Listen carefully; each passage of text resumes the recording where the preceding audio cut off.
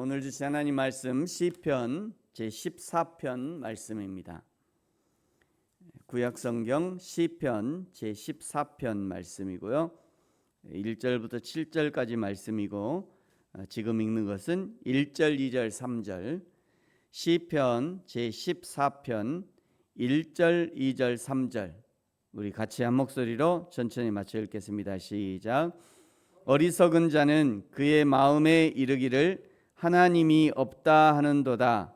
그들은 부패하고 그 행실이 가증하니 선을 행하는 자가 없도다. 여호와께서 하늘에서 인생을 굽어 살피사 지각이 있어 하나님을 찾는 자가 있는가 보려 하신즉 다 치우쳐 함께 더러운 자가 되고 선을 행하는 자가 없으니 하나도 없도다. 아멘.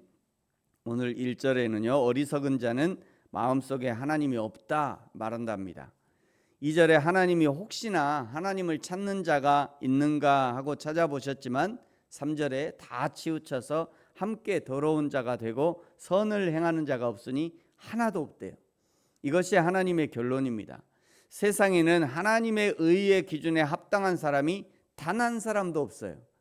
우리도 마찬가지입니다. 오늘 예수를 믿는 나를 포함해서 이 세상에서 하나님의 그 선의 기준을 통과할 만한 사람이 단 한 사람도 없습니다. 이것이 사실입니다. 그러므로 하나님을 안다고 하는 사람은요, 하나님을 알면 알수록 나의 죄악이 드러나는 거죠. 내가 하나님을 더 많이 알아. 나는 하나님을 더 많이 연구해서 나는 하나님에 대해서 더 많이 아는 것 같아. 그러면 그것이 사실이라면 그 사람은 더 겸손하고 더 낮아질 수밖에 없어요. 왜 그러냐면 하나님의 진리가 드러날수록 나의 약함이 드러나는 거거든요. 하나님의 어떻게 보면 엑스레이 같은 하나님의 그 태양빛 아니면 뭐 더 밝으면 더 좋겠죠. 하나님의 어떤 그 앞에 서면 설수록 그 하나님의 조명에 내가 비춰지면 비춰질수록 나의 연약함이 드러날 수밖에 없는 거예요.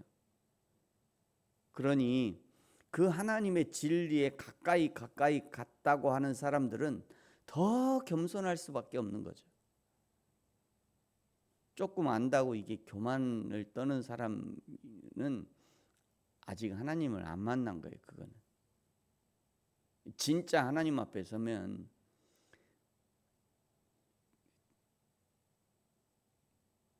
그냥 하나님 나는 먼지 같은 사람이군요. 그거를 발견해야 돼요. 그게 발견돼야 진짜예요. 나는 정말 먼지와도 같은 사람이다. 나는 정말 저 바닥에 먼지보다 더 못한 사람이다. 거기까지 가야 그게 진짜인 거죠. 그게 진짜 하나님 만난 사람의 고백일 수밖에 없는 거죠.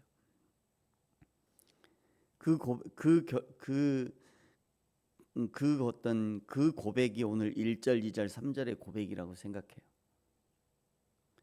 세상에 의인이 없으니 악인만 가득하게 됩니다. 자신들의 이익을 위해서 무자비하게 다른 사람들을 착취하는 인간들의 모습을 보여주는 거죠. 인간은요 본성이 이미 타락해 있기 때문에 그냥 두면 계속 악한 쪽으로 생각을 몰고 갑니다. 그나마 예수를 믿고 끊임없이 나 자신을 복음과 은혜로 몰고 가야 아주 조금 복음적인 사람이 되는 것입니다. 저와 여러분이 끊임없이 나 자신을 복음의 사람으로 나를 다듬어 가면서 드디어 하나님의 사람으로 발견되어질 수 있기를 예수님의 이름으로 축복합니다. 4절은요 어리석은 자들이 하나님의 백성을 떡 먹듯이 한다라고 말씀합니다. 창조주 하나님을 경외하지 않는 곳에서는 피조물의 삶이 오만해지기 마련입니다. 세상 한가운데 자신을 세워놓고 자기가 우주의 중심이 되어보지만 그래서 자랑하고 자신감을 가지고 살아보려고 하지만 그러나 인간은 두려움에 휩싸이게 됩니다. 5절에 그러나 거기서 그들은 두려워하고 두려워하였으니 그러면 하나님은 도대체 어디 계시는가? 오늘 5절 하반절에 보시면요 하나님이 의인의 세대에 계신다 말씀하죠. 의인들은 모든 삶의 현장에 하나님을 초청함으로 하나님과 동행합니다. 의인들은 늘 하나님을 의지하고 하나님과 의논하고 하나님의 인도함 받기를 사모하기 때문에 하나님이 기쁨으로 그 의인과 거하시는 것이죠. 그러나 악인들은요, 이런 의인들의 삶을 보면서 오히려 우리에게 어리석은 자로 바보라고 손가락질을 할 것입니다. 6절에 너희가 가난한 자의 계획을 부끄럽게 하나. 이렇게 하나님을 멸시하고 불의로 가득한 세상을 보면서 바른 신앙인이라면 정의감에 불타오른 나머지 폭력으로 우리의 정당성을 표현하고 싶어질 것입니다. 그러나 그것은 하나님의 방법이 아닙니다. 하나님은 차라리 하나님께로 피하라 라고 말씀하죠. 6절 하반절에요. 오직 여호와는 그의 피난처가 되시도다. 세상의 의인의 정당성을 표현하는 가장 좋은 방법은 폭력이 아니라 조용히 피난처가 되시는 하나님께 피하는 것입니다. 폭풍우 치는 벼랑에서도 어미의 품속의 작은 새는 세상에서 가장 평안을 느끼는 것처럼 세상이 우리를 삼키려 할 때 우리가 여호와의 품속에서 안정감을 누리는 것이 세상을 향해 보여줄 수 있는 최고의 무기가 되는 것이죠. 마지막 7절은요, 어리석은 자는 하나님이 없다고 말한다고 탄식했던 시편을 이제 소망이 가득한 노래로 마무리합니다. 여러분 7절은 같이 한번 읽겠습니다. 시작. 이스라엘의 구원이 시온에서 나오기를 원하도다. 여호와께서 그의 백성을 포로된 곳으로 돌이키실 때에 야곱이 즐거워하고 이스라엘이 기뻐하리로다. 아멘. 예루살렘에는 하나님의 성전이 있고 하나님의 성전에는 여호와 하나님께 올려드리는 예배가 끊임없이 드려지는 곳이었습니다. 그러므로 구원이 시온에서 나오기를 원한다는 것은 예배를 통해 하나님의 구원의 은혜가 베풀어진다는 의미가 있는 것이죠. 사랑하는 성도 여러분, 세상은 하나님이 없다 합니다. 하나님이 없다는 세상의 외침이 강해질수록 그것은 반대로 참 하나님이 계시다는 증거입니다. 하나님이 없다고 세상에서 소리칠수록 진짜 하나님을 보고 싶다는 그런 메시지로 들을 수 있어야 합니다. 세상이 갈수록 의인들, 하나님을 인정하는 자들을 어렵게 하고 괴롭게 할 것입니다. 그때 우리의 가장 좋은 피난처는 바로 여호와 하나님입니다.